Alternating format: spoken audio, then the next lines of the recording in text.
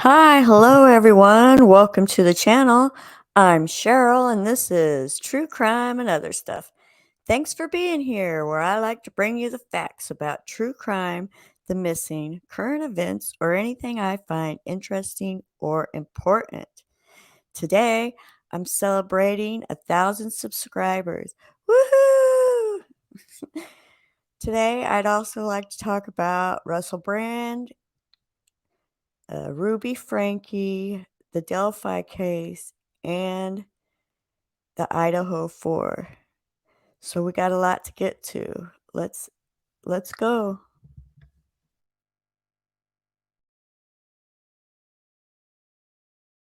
The video streaming platform Rumble defended Russell Brand in the wake of sexual assault allegations made last week against him. The CEO of the platform, Chris Pavlovski, pushed back on the UK Parliament's request to suspend Brand from receiving advertising revenue on its platform, posting on X, quote, "We regard it as deeply inappropriate and dangerous that the UK Parliament would attempt to control who is allowed to speak on our platform or to earn a living from doing so. We emphatically reject the UK Parliament's demands." Pavlovski expressed that while it deplores any sexual harassment of any kind, it believes that both the victims and accused deserve full investigation. It's clear Rumble will not be following in YouTube's footsteps to demonetize Russell, and it's unclear if TikTok will follow suit. But as journalist Glenn Greenwald pointed out, Caroline Dinenage, UK's chair of the Culture, Media and Sports Committee, wrote TikTok's director of government relations in Europe a similar letter with the same ask, despite not having been charged with, let alone convicted, of any crimes. I mean, Bree, that's crazy. Yeah. For the government to really start sending letters to social media companies saying, well, wait a minute here, is this guy monetized on your platform? Talk about government overreach. Yeah, yesterday we were talking to Max Blumenthal about what would happen if the government hypothetically were involved. And at that time, we didn't know what the source of some of this stuff was. And I agree that hypothetically that would be an incredible overreach. Now we have evidence that the government of the UK is reaching out specifically asking for its citizens to be demonetized because not that they've been proven in a court of law that anything happened, not that they said or did anything on the site that violates the terms of service, but because of a number of allegations that have arisen from some years ago, some of which were not a secret, some of which Russell Brand had talked about or alluded to in his book as he talked about his journey from being someone who was an addict, who had been struggling with misogyny and with other kinds of vices, to where he is today in a more kind of spiritual place. So, I mean, it is a kind of a tell, because when the story first broke, there were those that I would argue perhaps rushed to Russell Brand's defense, perhaps too quickly. I personally would take the approach of saying, well, I don't know one way or the other what happened, so let's just maintain a status quo. But in defense of him, they were arguing that he's being targeted because of the nature of the commentary that he puts out on Rumble and on YouTube, and that the powers that be want to silence him the same way that. And whatever happened to innocent until proven guilty? Sexual assault or rape allegations were used against Julian Assange. There was a leftist congressional candidate out of Massachusetts this happened to. There was a New York City mayoral candidate that this happened to. But are they wrong? I mean, when you have Christian Dinenage, the chair of Culture, Media and Sports, sending messages to privately owned companies. No, I don't think they're wrong. They're not managed by the government. They aren't owned by the government. They aren't sanctioned by the government, to inquire whether or not this guy is monetized merely based on allegations. I think it feeds into this idea that maybe they're going after him because of his political positions. That was exactly my point. Whereas initially, I think there were a lot of folks that pushed back against that and said, you have no evidence of that. Well, you have no proof of that. They're literally making the case for Russell Brand's defenders with behavior as obvious as sending a letter from a government requesting demonetization. Hey, look, I don't know what Russell Brand did or didn't do. I'm not trying to debate that, but I do think people have a right to defend themselves. And I think we've gone too far, not only in the United States, but I think in most of the Western civilized world, an allegation is made against you, you're guilty. You lose your job, you lose your family, all of your friends walk away. And what happens when sometimes those allegations are disproven? I mean, let's think about Johnny Depp, for example. I know one of his lawyers personally, and the financial implications of what Depp went through, he's still trying to recover from that. So it doesn't matter if you prove your innocence in a court of law, you're still going to feel the ramifications financially. And these folks just don't care. And I think that people should be able to file suit against individuals who make allegations that are proven to be false. I agree. Whatever happened to innocent till proven guilty? Not today. You're guilty until proven innocent. That's how it is now. Yeah, I think you should be able to defend your name, Bree. Some of the more difficult cases, I think, are the ones that happen that play out entirely outside of the courtroom, because there is no sense ever of either validation or conviction. There's no sense, absent any kind of formal censorship by serving a jail sentence or having to pay a defamation lawsuit or whatever it is, that anyone's been punished. And when there's not really a question of past wrongdoing, I think with this Russell Brand situation, it's less that there's disbelief that he behaved badly in the past, because he's been very open about how he behaved badly in the past. The question is, absent any kind of formal punishment and outside of any sort of religious tradition or anything else culturally that would hold him accountable, I do think the ratcheting up and the punitive push from governments and social media companies to do damage against him is because we're kind of twisting in the wind, wondering, well, if they don't do this, is there any accountability whatsoever? And it shouldn't come from employers or tech companies or governments. We need to figure out as a society how we want to think about people without offloading that responsibility to the state. Yeah, but accountability comes with an investigation. Yes. It comes with speaking with or to other parties who may have been around or who may have been made immediately aware of these alleged acts from Russell against these women. Then you go to potential punishment, if you will, and what that looks like. But they have usurped the entire process. The idea of justice just does not exist, obviously, in the United Kingdom. And I would go on to argue that many of our viewers would probably say it doesn't really exist in the United States either. If you're accused of something, you're just guilty. Doesn't matter if you can prove your defense or defend yourself. If we don't like you, we don't like what you're saying, you're not mainstream, if you will, you're not sanctioned by the mainstream, then, yeah, you get too far, then we'll find something against you, too, and we'll punish you. Yeah, I mean, I do think that the Me Too movement took a turn. And ironically, Joe Biden, I think, was the death of it. At the start of his 2020 presidential race, there were, I believe, 8 allegations of inappropriate sexual conduct that women raised. I have another video of Russell Brand also.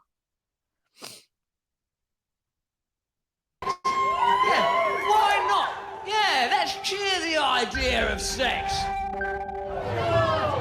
Sex, the love of it, the dogged, unashamed pursuit of it, Russell Brand's thing. I'm really crap at this, aren't I? You're lovely, you're fine. Just go with it. Don't try and fight it. I have to say that every day. The core of his act, an act which made him one of Britain's best-known comedians and actors. What I do is I make absolutely sure that it is a woman, then go for it. It saw him become the host of Channel 4's Big Brother spin-off. Welcome to Big Brother's E-Forum. One of the stars of BBC Radio. It even took him to Hollywood. Now tonight, off stage, it sees him accused of rape, sexual assault, controlling and abusive behaviour, uncovered in a major investigation by Channel 4 Dispatches, The Times and The Sunday Times. He's grabbing at my underwear, pulling it to the side. I'm telling him to get off me, and he won't get off. Like holding me up against the wall, pushing himself in me. It's based on the testimony of 5 women who agreed to share their stories. Actors have been used in some cases, and in others, voices have been changed. The allegations are from the early noughties until 2013. Brand's risque stand-up routine, a huge success on the comedy circuit. He then got his big break on television, joining Channel 4's Big Brother spin-off show. Why, hello there. The programme. I didn't even know he was on the Big Brothers show thing. I never watched that, so but I did think he was funny, and I was very disappointed when I heard this. Not surprised, because a lot of people in Hollywood are accused of this. Some are true and some are not, so I was just a little sad because I really did kind of like him. Was a huge moneymaker for production company Endemol and critical to the channel's existence. Series 5 generating £45 million in advertising revenue alone. Brand became the star of the spin-off debate show, Big Brother's E-Forum. Within weeks of starting the job, Brand was focusing his attention on a new young runner. It was only one of my first jobs. I was a runner. There was a real sense for me of being the baby and wanting to make an impression on everybody. I think I must have gone to see what he wanted for lunch, and he saw that it was me, and he turned around towards me. I wasn't incredibly close to him, but I saw that he had his penis out of his shorts or trousers, and it was in his hands. I wasn't going to tell anyone what he'd done because I didn't want to lose my job. They later began a consensual sexual relationship. With hindsight, and now as an older woman, I can say with clarity that, you know, I felt like I was groomed for sex. Anarchy in the Big Brother house. But it's not just testimony from the women themselves. Other junior Endemol crew members who worked with Brand on other shows agreed to tell their stories too. Russell was pointing out women that he found attractive in the audience and then getting the runners to get their details so that they could meet up after the show. It felt like we were essentially taking lambs into slaughter. Junior crew members on Big Brother's E-Forum say they made complaints about his behaviour. I don't know whether that complaint went any higher than our production management team. It was definitely met with, okay, well, that's not okay. I don't know if anybody spoke to Russell. The behaviour didn't stop. Alice was just 16 in 2006 when she first met Russell Brand. He saw me and he'd asked what my business was there. I'd just been to Topshop. He took the shopping bags from my hands and picked a dress out and he said, okay, you're going to wear that on a date with me. For Alice, Russell Brand, a self-proclaimed sex addict, was the first man she had had sex with. When everything was over, one of his friends came round to the house. They both drove me to the tube station. He reached his hand behind the car seat and was holding my hand behind the seat like my mum does when she's in the car. And it made me feel like, yeah, I felt very small. I felt like a little kid. Alice describes being sexually assaulted. I was pushing him away, and he wasn't backing off at all. And so I ended up having to punch him really hard in the stomach to get him off. And then he fell backwards, and I was crying, and he said, oh, I only want to see your mascara run anyway. From Channel 4, Brand moved to the BBC, bringing his controversial, no-holds-barred broadcasting style to Radio 2. In 2008, Brand was forced to quit over an inappropriate prank call, but he was ready to take advantage of new opportunities in Hollywood. Nadia met Brand at a party and subsequently had consensual sex with him. On another occasion, she alleges, he raped her. I was out late and he happened to call me and say, I've had a really bad day, please come over. And at first I said, no, I'm not going, it's late. And he's like, please come, just come and cuddle with me. So then I gave in and I'm like, okay. He pushed me up against the wall. I'm like, what are you doing? And he's like, I have a friend here and I want you to come into the bedroom. I'm like, no, that's not happening. We're not doing that. And I tried to get away from him. And at this point, he's grabbing at my underwear, pulling it to the side. I'm telling him to get off me, and he won't get off. And he has that glazed look in his eye again. I was very distraught, trying to get out of the house with him being so much taller than me, like holding me up against the wall, pushing himself in me. I couldn't move. That same day, Nadia went to a local rape treatment centre to report what had happened. She underwent tests, was given antibiotics and emergency contraception. But she says she couldn't face going to the police. When I went in for one of my first therapy sessions, I literally couldn't say the word rape. I had to keep saying sexually assaulted, but by the end of it, I was like, oh my God, he raped me. I worship divine sexual female energy. Yes, thanks. I'm saying that not only because it's true, but also because it's nearly the end of the show now. And I know if I say stuff like that about women and divine sexual energy at the end of the evening, there's no way I ain't getting laid after the show tonight. Dispatches put a Freedom of Information request to Channel 4, asking how many complaints it had received about Russell Brand.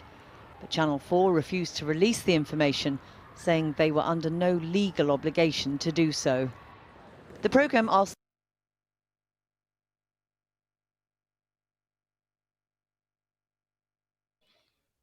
Wow, this is some crazy stuff.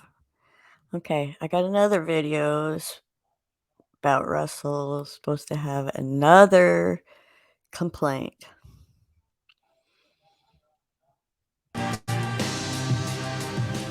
A new sexual misconduct allegation has been levied against comedian Russell Brand. Per CBS News, a fifth woman came forward Thursday claiming Brand exposed himself to her at a Los Angeles office in 2008, then proceeded to laugh it off in his BBC radio show.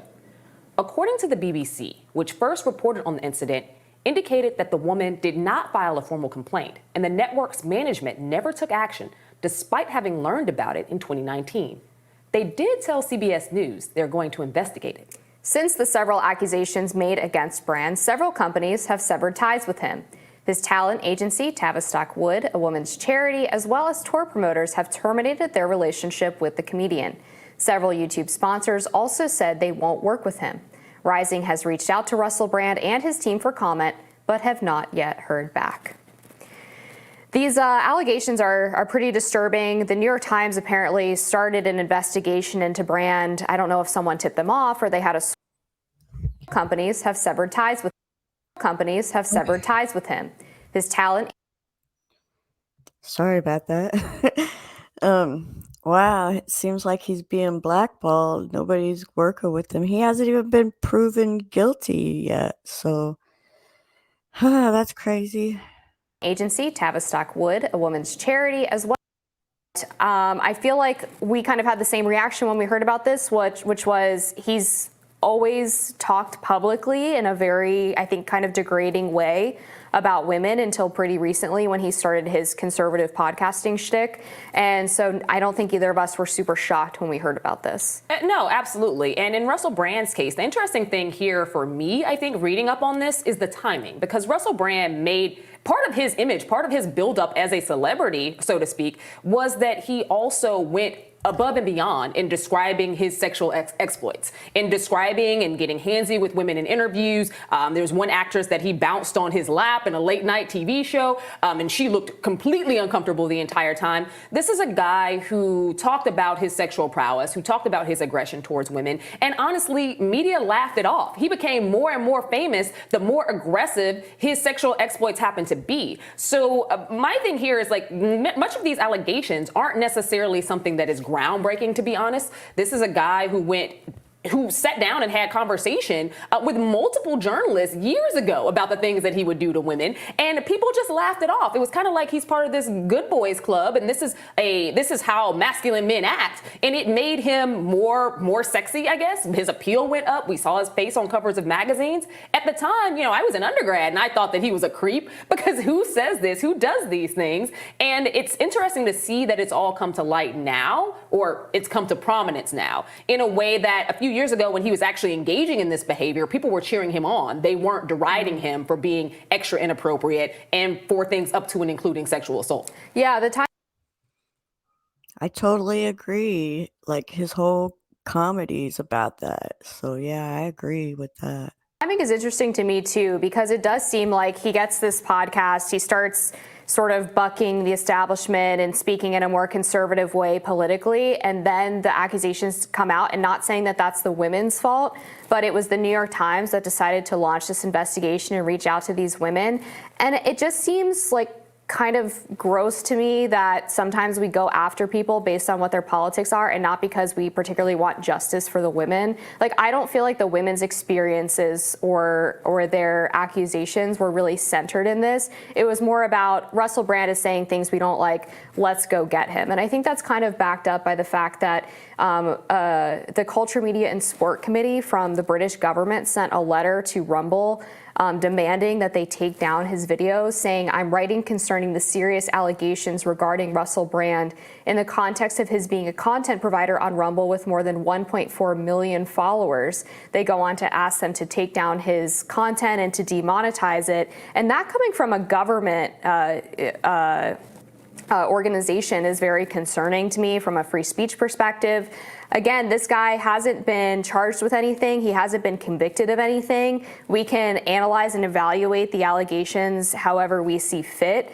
But to go ahead and have the government trying to make this guy, unable to make money off of his views or his videos, I think is pretty disturbing. If private actors want to do that, that's a different conversation. And Rumble responded, and I think which was the correct way, which is they said that this was an extremely disturbing letter. And they said Rumble obviously deplores sexual assault, rape, and all serious crimes, but believes that the victims and the accused are entitled to a full and serious investigation.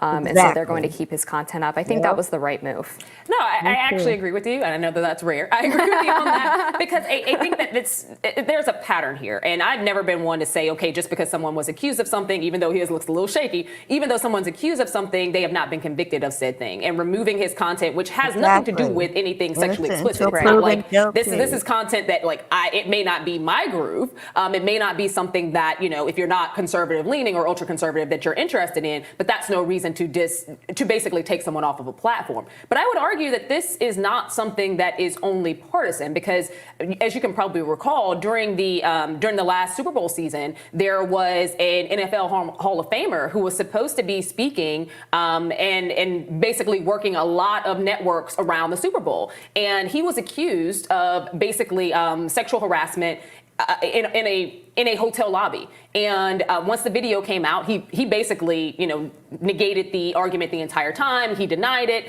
Video comes out. He absolutely did nothing. And there were witnesses there who also said that he did nothing. But instead of waiting for that process to play out, they stripped the man of all of his engagements around the Super Bowl. And now he is suing networks. He's also suing the NFL. So I think that what we're seeing here is a pattern of individuals who kind of jumped the shark a little too far, in my estimation, of Me Too.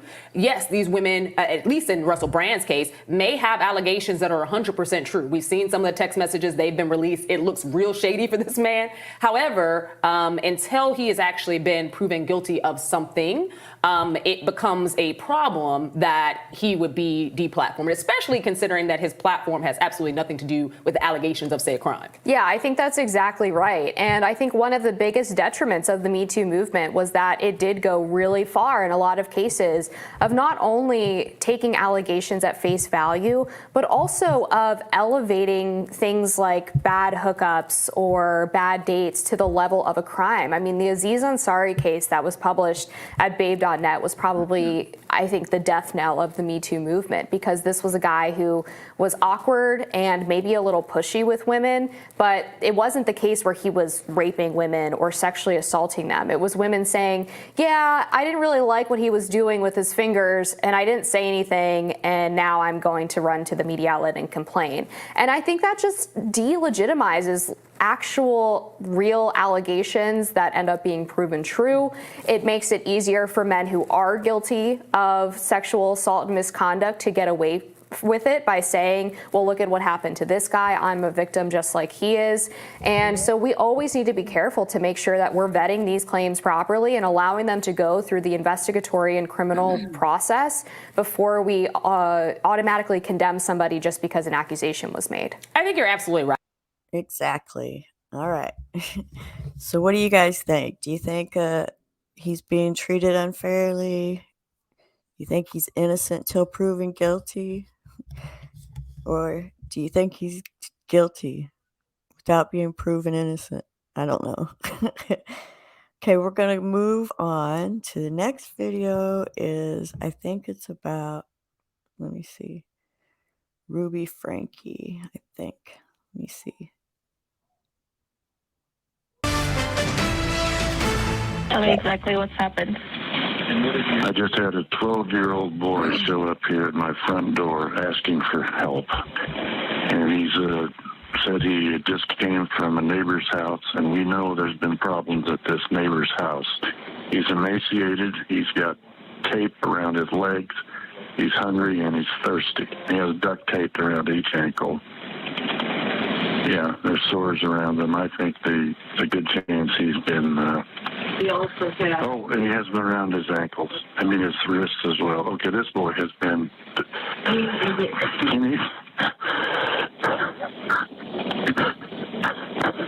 This kid has obviously been... I think he's been detained. He's obviously covered in wounds.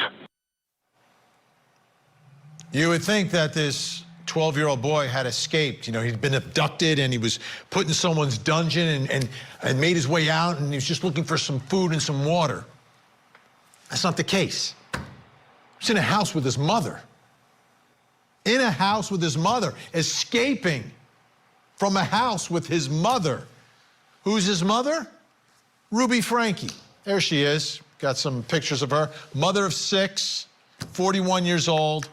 And one of those mom-fluencers. Had a YouTube page in 2015 is when they started. I mean, millions and millions of subscribers and viewers. 2.28 million subscribers. 1,200 videos uploaded of the family, really of the kids. I mean, you look at these at the screen. Every video is about what's happening to the kids, the kids, the kids. This is a woman, as a mom-fluencer, was trying to show how you should be raising your children. That was like her thing. And she's now charged with child abuse. Arrested August 30th. 6 counts of felony child abuse. Well, tonight, more information, folks, from the search warrant, the affidavit from the search warrant of the house where this 12-year-old boy escaped from. Upon arrival, officers found that a 12-year-old victim had duct tape around their ankles and appeared to be emaciated because the victim was abnormally thin and weak. Medical personnel removed the duct tape and located open wounds. The victim, remember, 12-year-old boy, informed officers and medical personnel that the wounds were from the rope that was used to tie the victim to the ground. The victim informed the officers that pepper and honey were used to dress the wounds. Are you kidding me? So they searched the house, they searched her phone and all the electronic communications, and they've arrested Jody Hildebrandt, who was a friend and fellow podcaster of Ruby Franke. Because that 8 passengers page, that's been taken down. Business a lot of controversy, partner. but even more now. Unreal.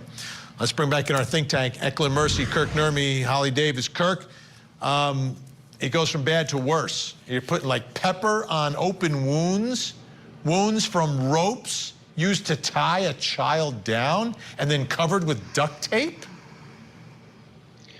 Yeah, you know, Vinny, sadly, I think this particular incident is probably going to be just the tip of the iceberg of the kind of perverse parenting, I guess you want to call it, that Miss Frankie was engaged in. I agree. Because keep in mind here, this boy was emaciated. He's running out to the neighbor. The neighbor makes a comment to the 911 caller that they've had problems with this before. The young child blames himself. So it tells you it's not the first time. This is probably a pattern of conduct from Miss Frankie. And here she thinks she's this super parent. She probably feels invincible. She's got all these fans, so she's going to parent her way. And it doesn't really matter what anybody thinks of it. And I think we're going to really see, as this investigation unfolds, the kids are interviewed, et cetera, that there's probably going to be more charges coming, sadly, because this is likely not a starting point, but fortunately the end point. Holly Davis, now it's not mom and dad who've been charged. It's mom and her friend and co-podcaster, Jodi Hildebrandt. Mom and dad at this point were separated, and I guess she had the kids and they're at... Which, I'm sorry, I think he should be responsible to... You probably might not agree with me, but I think he knew what was going on. Okay. Jodi Hildebrandt's house. What are your thoughts about this case and this whole situation? I mean, this is obviously a psychopath and a person obsessed with the control of parenting. And obviously not every influencer is a psychopath and obsessed, but this woman is, you know, definitely obsessed with the control of her kids. But I'm a divorce lawyer, Vinny, and when you've got a mom that's got control issues, it's very rare that you don't have a dad with control issues too.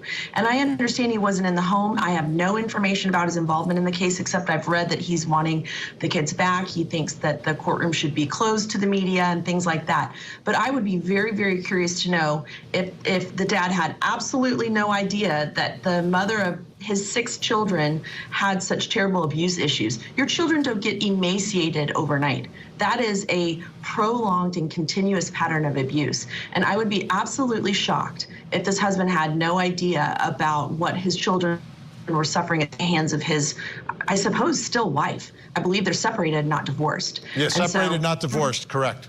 Yeah. I mean, to me, there's obviously a reason why he's separated, and we're all curious to hear it. But I'm a little bit suspicious of any story that doesn't have dad aware of this pattern of behavior. All right, Eklund Mercy, I am going to show you some pieces of the 8 Passengers show or channel from YouTube. These are some of their early videos, not some of the later ones, some of the early ones. Let's take a look, and I want to hear what you have to say about it. I'm trying to make it sound beautiful, and it's not working. You have been waiting for 2 years for today. Welcome to my recital. I've been working on the songs for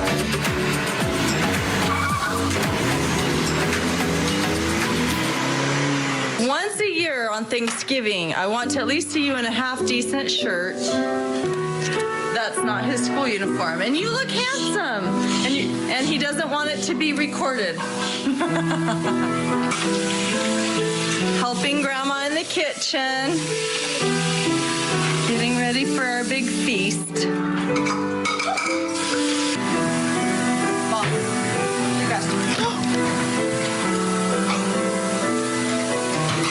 Sherry turned 16 in March, and she is not ready for hers right now. Okay, Sherry, come here. Sherry, are you looking more forward to dating or driving? I get the feeling that you are more like the typical poster child for the dad who is mean to the boys as they come to pick up the daughter. Mean. Now that she's turning 16 this spring, I'm like, oh my word, you really are emotionally ready.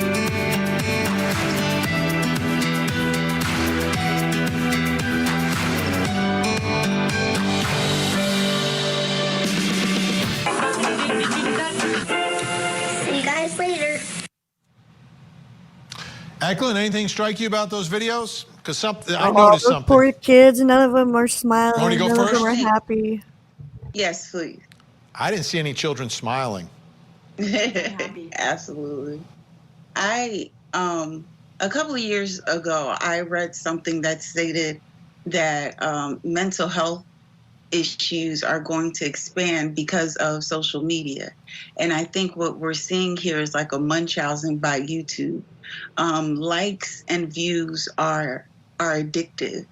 People are addicted to it. And on top of that, you can get financed from it. So it's likes and views that are already addictive. And on top of that, you can make it pretty lucrative based on your followings. So it's a breeding ground for narcissists. It's just, and that edit button essentially gave them the world. So we're going to see more cases like this, unfortunately, because social media and because of the supply and demand. It doesn't matter what your house looks like in the back of the screen. What matters is what can garner the likes, what can garner the views. Yeah, that's such a great point, Kirk. I don't know if any of this behavior actually happens but for the ability to put it on YouTube. Well, keep in mind, though, Vinny, we're not seeing the abuse on YouTube, right? We're seeing a byproduct of it. But my guess is that this was probably her parenting style even before YouTube came along. Maybe her kids presented out in public as great, and she decided to start this YouTube channel. And that is, as Eklund said, maybe a bit of narcissism, and it comes out. But I think whatever was there, whatever mental problems were there in the parenting style, I don't think putting videos together get someone to a point where they're going to abuse their children, where they're going to emaciate them, and they're going to put them with duct tape. I think that's inside someone to begin with, and if they decide to actualize it somehow on social media, I think that's a different issue of narcissism, not the abusive personality. So, Holly Davis, what do you think happens to the children, ultimately? The ones who are still not 18 years old? I think they're going to be a part of this investigation. I think they're going to hopefully have a voice and say, who did this to you? And tell us more about the circumstances you were found in. And then I hope that the system does a good job. And I hope that the Child Protective Services in the trial is going to do a good job of giving them their voice. And then I think that they deserve to heal. I understand that the oldest daughter, who was not a victim of, or who wasn't found as part of this investigation, is wanting to sit in on the trial. I would expect her to participate. It'd be very interesting to see if she chooses to participate against her mother. But I expect we'll see that since she's about 20 years old. So I think this is something that the children deserve to have a voice, and then they deserve to try to heal. Yeah, I saw, speaking of social media, I was flicking through today and I saw something that really stuck with me. He said, the definition of success, when your children as adults want to spend time with you. That's success. So I don't know if she's going to be successful. There you go. Yeah. Okay, so we have another video to watch. It's the one, let's see. Let's do the Idaho 4 one. Okay. Here we go. Trapped. That's how the mother of Idaho murder victim Kaylee Goncalves describes how her daughter died in a new interview about the case, as prosecutors and defense attorneys asked to close an upcoming hearing to the public. So this notion that the state and the defense can get together to keep cameras out is ill-founded. Let's just put it that way. Thanks for joining us here on Law and Crime. I'm Anjanette Levy. Kaylee Goncalves' parents have revealed new details they say they learned from the coroner about how their daughter died. Kaylee Goncalves, her best friend, Maddie Mogen, their roommate, Xana Kernodle, and Kernodle's boyfriend, Ethan Chapin, were all stabbed to death in a house near the University of Idaho campus last November. The case has captured the attention of people around the world.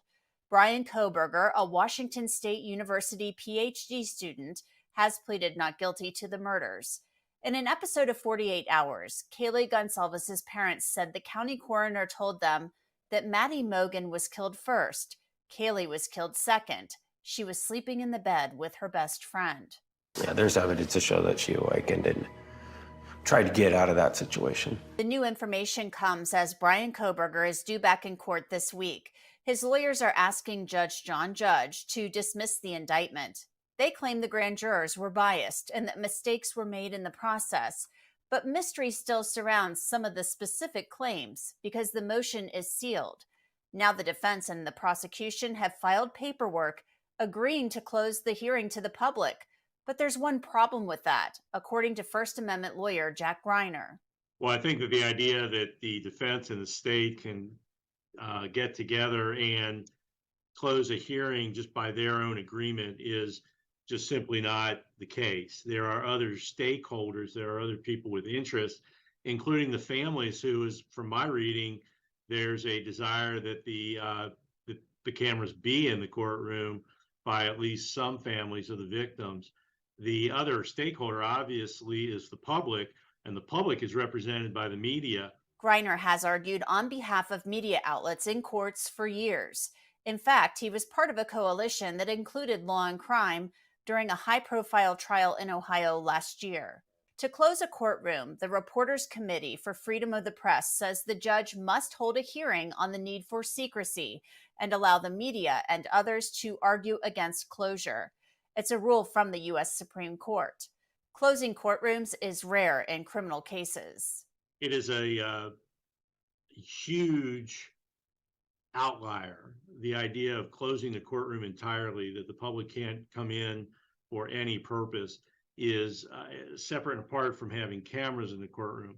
That there has to be a compelling need for the closure and that there are no less restrictive means. So it's up to the state and the defense, I guess, since they both want the hearing closed, to come up to articulate a compelling need for the closure. There's nothing in the stipulated motion that articulates a compelling need to close this proceeding, and there's certainly no suggestion of any less restrictive means. So the motion on its face is really defective, and if the court were to close this proceeding entirely without a hearing, that would be automatically subject to appellate review, that the media coalition, I'm sure, would go to the appellate level in Idaho and seek what would be a writ of mandamus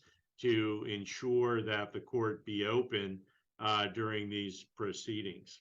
The issue of having cameras in the courtroom for the trial is a separate issue. Media outlets, including Law and Crime, have argued to keep cameras in the courtroom during the trial. Greiner has argued on behalf of many media outlets many times to keep cameras in the courtroom. Public ought to know about what's happening at a mass murder, a trial of an alleged mass murderer, and the more the public knows, the better for everybody involved. Judge Judge has not yet made a decision on the issue of cameras in the courtroom. Whether he will allow this week's hearing to be closed to the public is not yet clear. For Law and Crime, I'm Anjanette Levy. I hope they have cameras in the courtroom, but they probably won't. They didn't let cameras in the Lori Daybell case trial, so they probably won't, but it'd be nice if they did. Okay, we have one more video to look at, and this is about the Delphi case.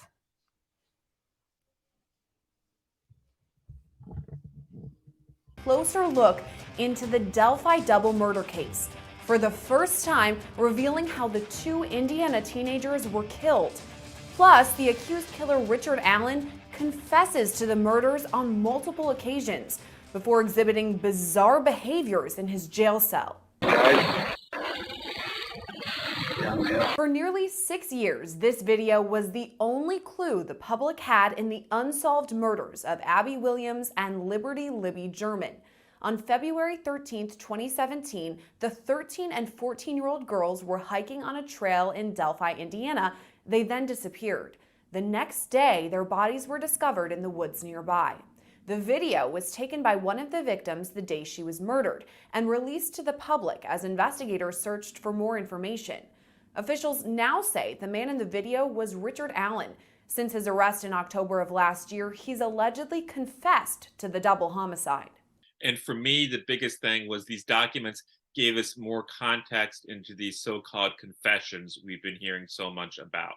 Before yesterday, we knew nothing about the situations where he made these so-called incriminating statements or confessions. Some people said that for all we know, they may have been statements that were overheard by fellow inmates. They may have come from jailhouse informants. But now we know where they were made. They were made in phone calls between Richard Allen and his wife and his mother. And furthermore, we know that those calls where he made these statements were recorded. It was really surprising and frankly kind of, it was shocking because you're like, okay, there's the ballistics evidence. We're going to have dueling experts on that.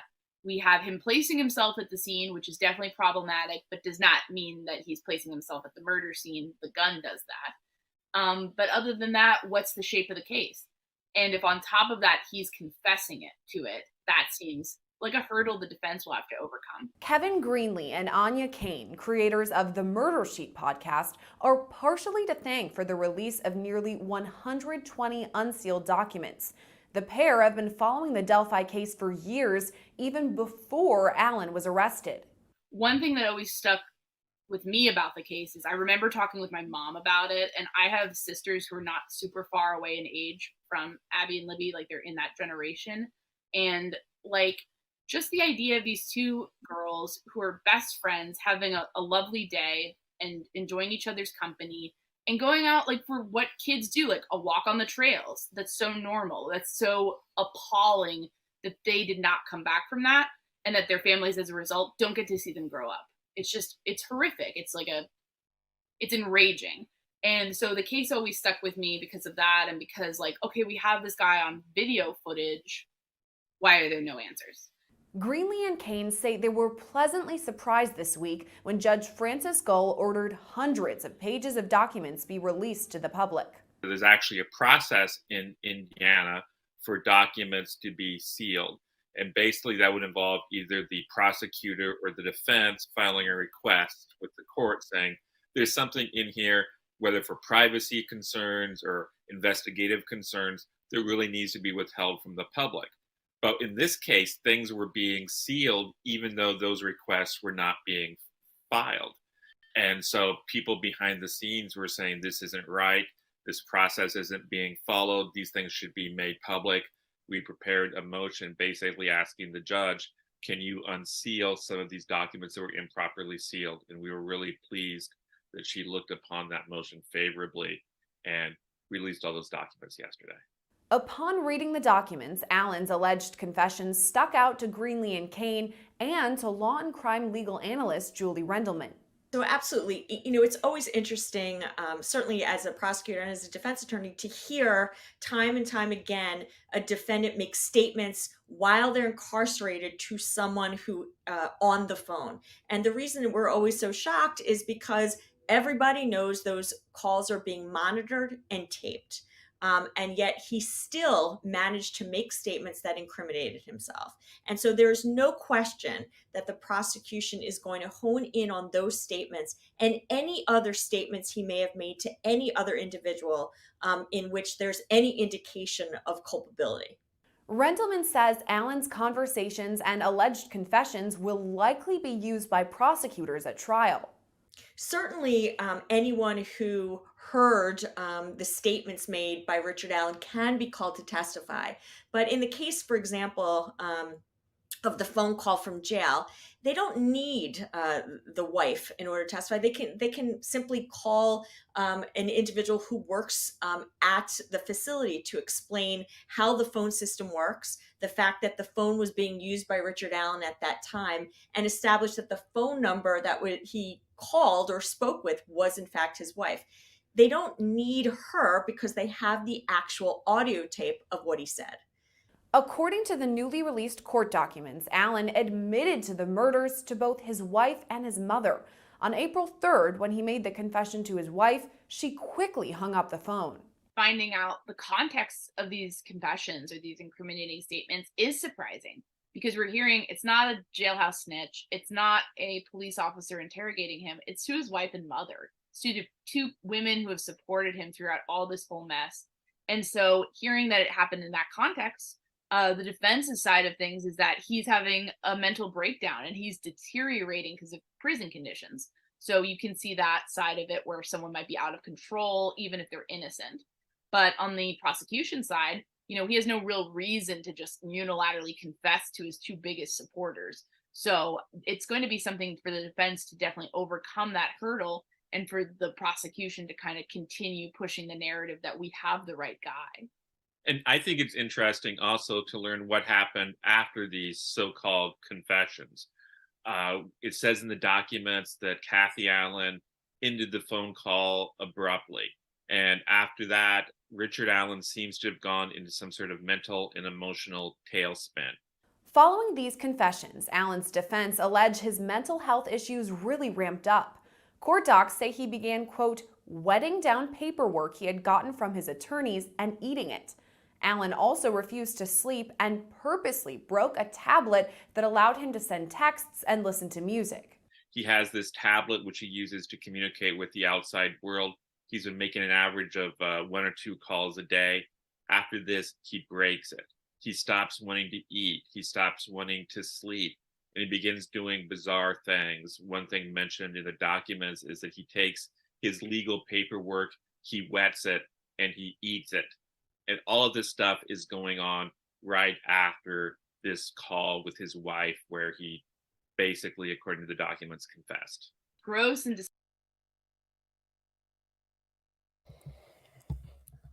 Yeah, this case has been going on over 5 years, so I'm thinking about going back to the beginning because there's lots of stuff that I forget sometimes. I have to go back, so I might do videos from the very beginning till now because there's a lot going on, that's for sure. Plus, I do a lot of other cases, and it's hard to remember everything, so since it's been such a long time, I'm going to go back to the beginning and do a video. Each video, I'm going to do more than one. Okay, so we'll do a series of videos about the Delphi case. Plus, I'm thinking about going there to the area, and I might try to make it to the trial if I can.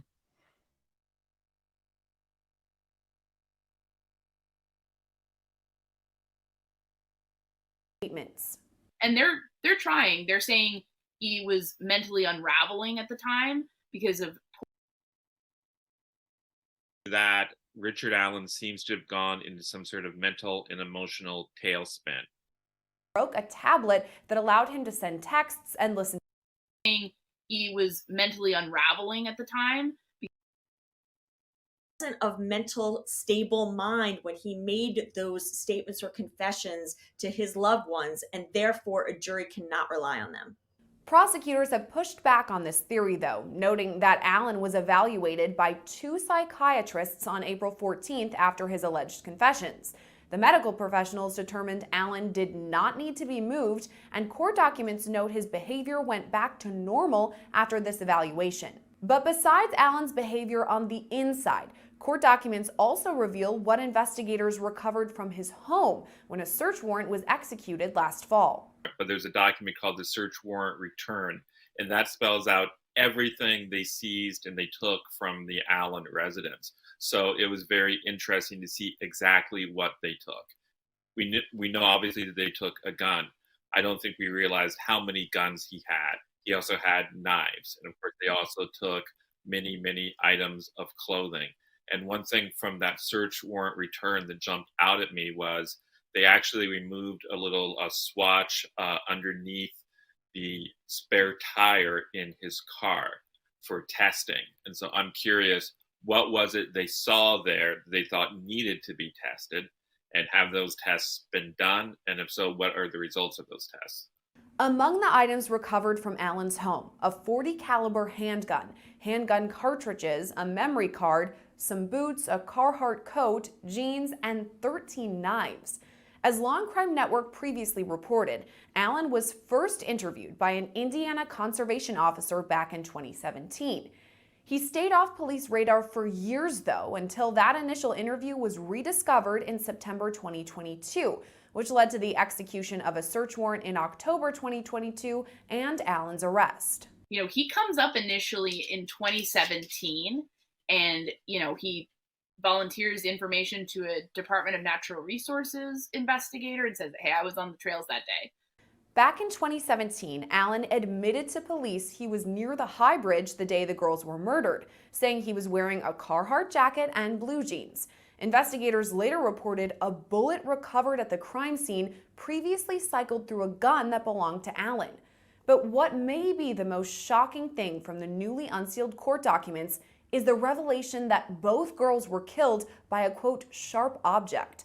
However, according to Rendleman, we can't assume one of the knives recovered from Allen's home was used in the murders. Anytime we hear a sharp object was used in a murder, we assume it's a knife. It could be other types of objects. However, we do know from some of the sources that we've been hearing from is that they've recovered numerous knives from the home of Richard Allen. So I tend to think that they believe those knives may be very probative in terms of the murder of these two young girls.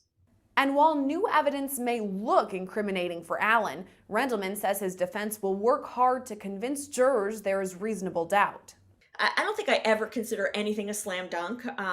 This case is tough for a couple reasons. One is there's no eyewitnesses that establish that Richard Allen is the person that killed these young girls.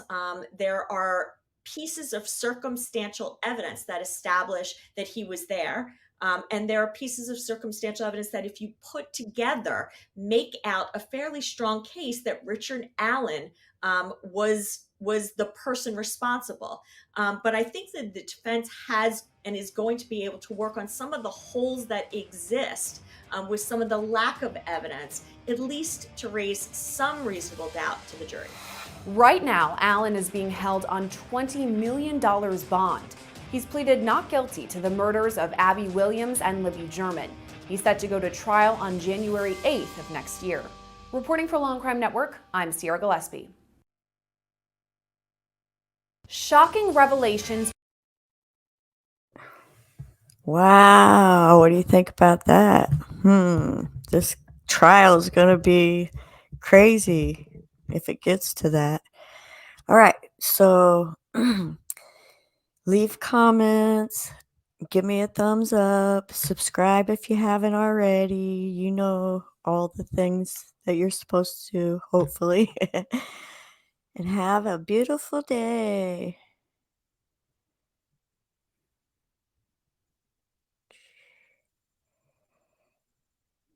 Hey bros, what's going on? This is Cotton Eye. Be sure to subscribe to my channel if you haven't already, because subscribing makes you feel good.